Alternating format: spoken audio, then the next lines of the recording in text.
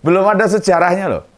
Keluarga besar almarhum Pak Habibie ikut dalam partai politik atau terjun ke partai politik praktis tuh. Jangan bawa-bawa nama Pak Habibie tuh Pak. Hanya demi kepentingan jangka pendek aja. Di Indonesia ini banyak ini tokoh-tokoh lain. Politisi-politis yang bisa diusung sama Nasdem kan banyak.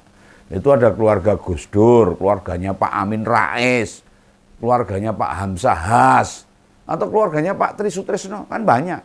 Dan banyak lagi lainnya itu.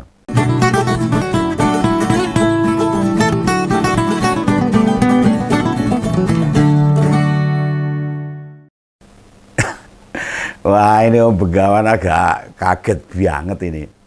Tiba-tiba Partai Nasdem kasih rekomendasi pada Pak Ilham Habibie itu sebagai calon gubernur untuk wilayah Jawa Barat. Ada apa ini, Pak Surya Paloh ini? Kok benar-benar mengejutkan dan mengagetkan semua pihak. Apa Nasdem nggak punya kader sendiri? Nggak ada teman koalisi. Wah, wis hopeless tenan ini.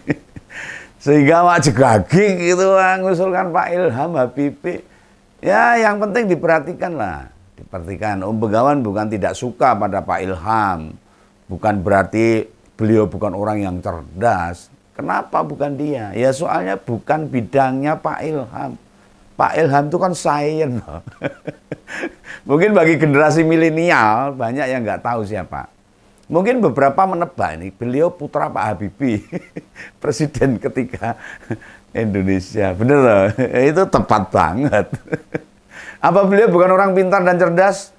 Nggak ada yang meragukan kecerdasannya. Tapi yang mesti diingat, persis seperti bapaknya lah, Pak Ilham memang pintar di bidangnya, teknologi penerbangan. Nah idealnya Nasdem itu mempertimbangkan hal ini loh. Pak Paloh bilang ini pendidikan politik katanya untuk memberikan ruang yang lebih besar dan seluas-luasnya maupun luas untuk anak-anak bangsa juga.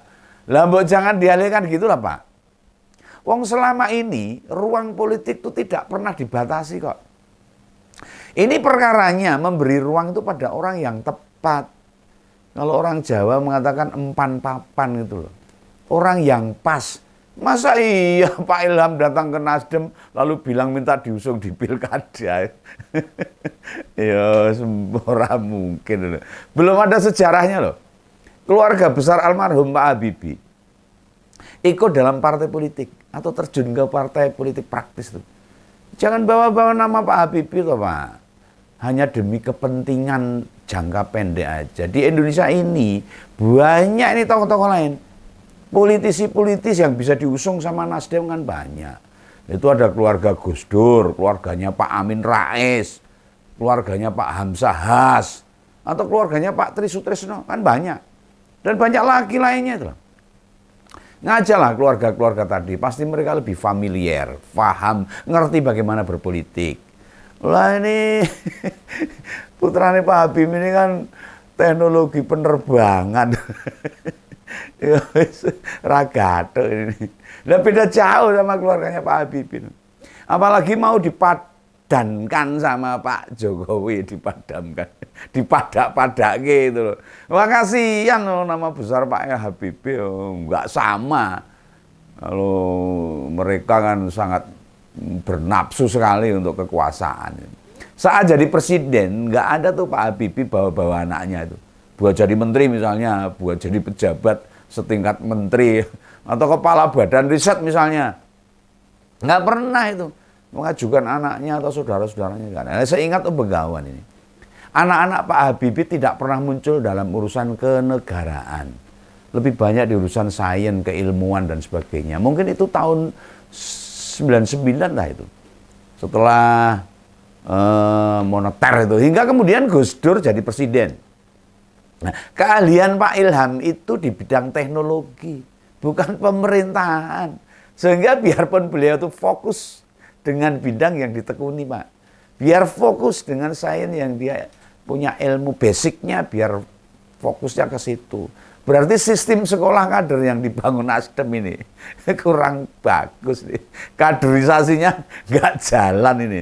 Karena ternyata kader yang mau diusung di pilkada aja harus impor dari luar. Yang dibenahi sistem pengkaderannya, Pak, dalam kepartian. Bukan malah menawarkan sesuatu yang merugikan orang lain. Mengganti basic orang lain. Pak Paloh kalau kecewa sama Pak SYL, ya jangan asal main dukung orang-orang dong. Mengajukan Pak Ilham tidak hanya berpotensi merugikan rakyat. Begawan ya jadi kasihan tuh sama beliau tuh. Kok bisa merugikan rakyat ya? Akhirnya begitu. Bukan basicnya kok. Memang yang dirugikan di kasus SYL sama Johnny G. Plate hanya negara. Enggak, Pak. Bukan hanya negara, Pak. Para petani, peternak, pegiat media, orang jualan online di pelosok itu jelas-jelas dirugikan karena nggak bisa main internet. Semua dikorupsi. Itu BTS nggak jadi dirikan kan, jadi tersendat itu internet bagi masyarakat di pelosok-pelosok. Tetap melalui serangkaian tahapan-tahapan verifikasi. Misalnya, apakah dia yang mau diusung itu punya ideologi nasional serta demokrat sejati atau tidak. Kalau merekrut orang itu. Visi partai harus dicermati dalam diri orang yang diusung Nasdem. Apakah Pak Ilham sudah tahu itu.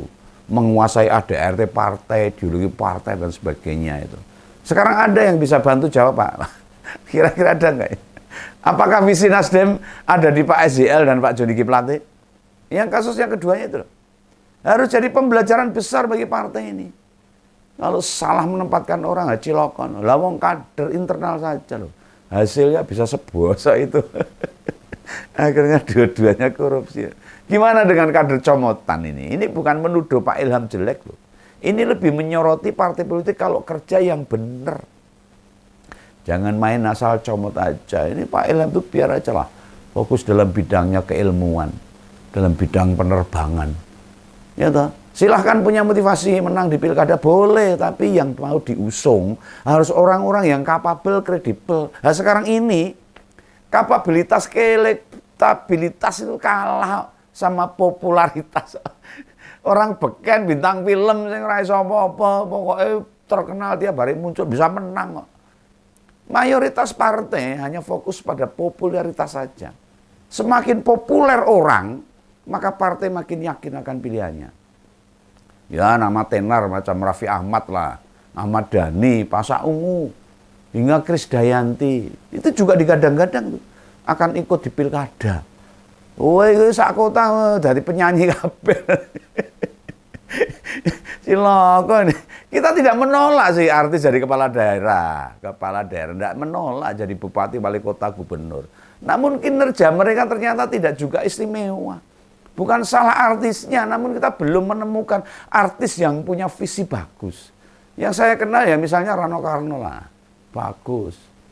Lalu Rieke Diah Pitaloka, bisa. Sama aja dengan anak presiden yang jadi kepala daerah kayak Gibran dan Bobi. Tidak ada inovasi yang bisa direplikasikan di daerah lain. Solo kelihatan maju ya, karena gelontoran duit triliunan ke sana. Anak polah bobok ke Prada, biasa itu dalam Jawa. Anaknya jadi wali kota ya, bapaknya ngutus menterinya untuk bangun kota Solo. Ya maju, masyarakat senang. Tapi itu bukan sebuah prestasi itu namanya. Kembali ke soal Pak Ilham. Apa sih yang bisa kita harapkan dari beliau? Kalau tentang teknologi tidak ada yang ragu, Om Begawan percaya. Ini yang mau dikelola itu manusia, bukan mesin itu. Kena beda banget makhluk hidup dengan barang mati. Mengelola manusia itu tidak mudah, enggak gampang. Seberapa besar Pak Ilham berpengalaman tentang itu? Di Jawa Barat itu banyak tokoh bagus loh, yang mestinya bisa dan lebih layak didukung oleh Nasdem. Ada Rieke Diah Pitaloka dari PDIP, ada Pak RK alias Kang Emil yang dari Golkar, ada Bu Airin, ada Rano Karno dari PDIP juga.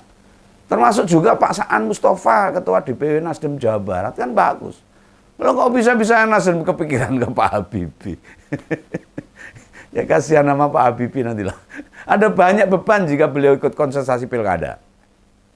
Jangan dikira loh, tidak ada tanggungan beban. Oh banyak. Seandainya menang, ya akan disebut diuntungkan nama bapaknya yang mantan presiden. Kan begitu akhirnya. Bila kalah, malah menurunkan derajat keluarga besar Pak Habibie. Wah, mantan presiden anaknya kalah. kalah sama presiden yang baru aja. Padahal kan Mas Ilham itu orang yang hebat itu dalam teknologi. Daripada anak-anak presiden yang sekarang. Kita semua tahu lah. Nama besar Pak Habibie itu harum, terjaga bagus, terjaga dengan baik. Dan salah satu presiden yang tidak bermain-main dengan politik. Dari dulu keluarganya juga tidak berpolitik praktis. Apalagi sekarang Pak Ilham sudah 61 tahun loh. Ya, sudah masuk kategori tua. Biarlah menjalani hidup yang jauh dari politik lah. Sekarang ini kita butuh anak-anak muda yang mengurus negara. Saya bisa cak-cek satu dados itu loh. Orang nunggu lah. Kita memiliki banyak generasi muda yang kredibel, yang bagus, yang berpengalaman juga dalam pertarungan politik. Jangan seret-seret orang yang bukan ahlinya. Disuruh ngurus, nanti malah merusak tatanan. Iya toh? Oh ya ini, Nasdem sebagai partai menengah. Tengah-tengah lah, nggak besar lagi. Sebagai partai penengah. Yang eksistensinya sudah terlihat. Kenapa sih nggak mengajukan kader sendiri? Karena partai agak besar ini. Nasdem. Perolehan suara Nasdem di berbagai wilayah serta nasional lumayan sebenarnya. Herannya itu loh. Kok tidak menarungkan mereka di kepala daerah. Di Jakarta misalnya. Dan sampai sekarang siapa yang memastikan? Jika Pak Ahmad Sahroni yang didukung, Nasdem juga memiliki sekolah kader. Tapi mana hasilnya? Sekarang kan belum terlihat. Belum kelihatan plus loh. Nah, tanpa melahirkan calon-calon kepala daerah, Nasdem tidak akan diperuntukkan di tingkat nasional. Iya nih, diakui atau tidak, persepsi publik soal Nasdem, ya hanya berkaitan pada nama-nama Surya Paloh aja. Apa yang kita pikirkan begitu dengar nama Nasdem? Iya Pak Surya Paloh. Ya paling di luar nama Surya Paloh ingatnya korupsi lagi. Pak Joni G. Plate dan Syahrul Yassin Limpo aja nih. Persepsi ini mesti dirubah, harus dirubah. Kalau ingin Nasdem tetap besar. Ini citra yang menurut awam gagal dibangun di pemilu sekarang ini. Ini menurut pendapat Om Begawan untuk Nasdem. Itu ya. Salam Begawan, salam ngobrol. Dadah.